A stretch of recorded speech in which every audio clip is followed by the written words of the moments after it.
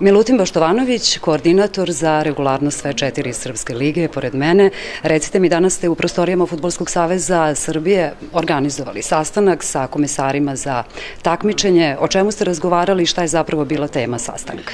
Pa tema sastanka je da napravimo jedan sistem sve 4 srpske lige u dogovoru sa sva 4 komesara za suđenje i sva 4 komesara za takmičenje. Uz pomoć gospodina Sekulića i gospodina Petrića smo hteli da napravimo jednu pravu priču da doskorašnji dugogodišnji niz godina dešavali se neke neregularnosti i tako dalje, ali ovog puta smo danas doneli zaključak da ćemo svim silama pokušati da se izborimo, da probamo, to je da se izborimo da što manje se dešavaju takve stvari, da se ne dešavaju neka izbacivanja i kažnjavanja. Ne da bi kažnjavali, već da bi napravili jednu preventivnu sliku, jednu preventivnu priču za sve klubove, da znaju da smo svim jednom veoma maksimalno uključili u sve to, a samim tim uz pomoć portala i uz pomoć snimanja sve 4 srpske lige mi ćemo pojačati gledanost, pojačat ćemo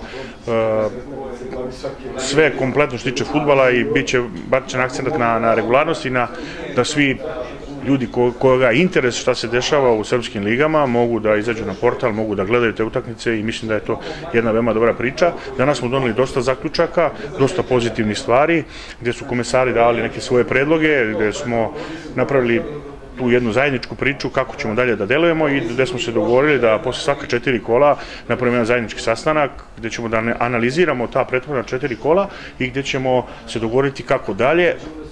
To je neki prvi sastanak, mislim i po mojim nekoj priči da je dobio jednu veoma visoku ocenu.